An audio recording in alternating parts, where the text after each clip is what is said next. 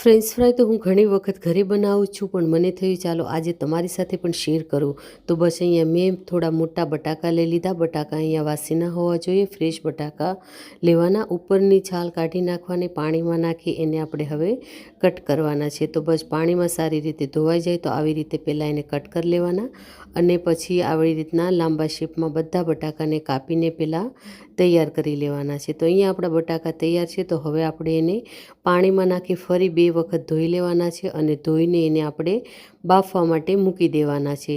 તો બાફવા માટે કઢાઈમાં નાખવાનું છે પાણી, એમાં નાખવાનું સ્વાદ પ્રમાણે મીઠું, અને પાણી થોડું ગરમ થાય ને એટલે બધા બટાકાના લાંબી જે સ્લાઇસ કરી છે એ નાખી દેવાની, અને 50% સુધી બફાય ને ત્યાં સુધી આપણે એને બફાવા દેવાના છે, મતલબ કે પાણી ઉકળવા લાગે ને ત્યાં સુધી.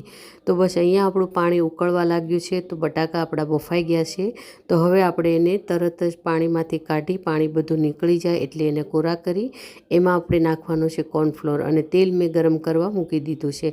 તો કોર્નફ્લોરથી એને કોટ કરી દેવાના, અને પછી આપણે એને ગરમ તેલમાં નાખી ગોલ્ડન બ્રાઉન કલર થાય ને ત્યાં સુધી આપણે આને તળવા દેવાના છે. તો અહીંયા આપણી ફ્રેન્ચ ફ્રાય બનીને તૈયાર થઈ જાય છે. બસ આવી જ રીતે હું ઘરે બનાવું છું, તમે પણ જરૂરથી ટ્રાય કરજો. એકદમ સરસ અને ક્રિસ્પી પણ બને છે, અને છોકરાઓને તો બહુ જ ભાવતી હોય છે. એટલે અમારા ઘરે તો મહિનામાં 1 થી 2 વખત તો ફ્રેન્ચ ફ્રાય બનતી જ હોય છે.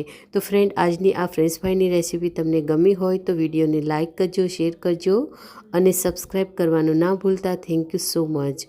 તો બસ અહીંયા તમારી પાસે કોઈ ચટપટો મસાલો હોય તો તે નાખીને પણ ખાઈ શકો, અને ટોમેટો કેચઅપ અને મિયોનીઝ સાથે પણ બહુ જ ટેસ્ટી લાગે છે, પણ હું મારા છોકરાઓને મિયોનીઝ નથી ખવડાવતી. Thank you.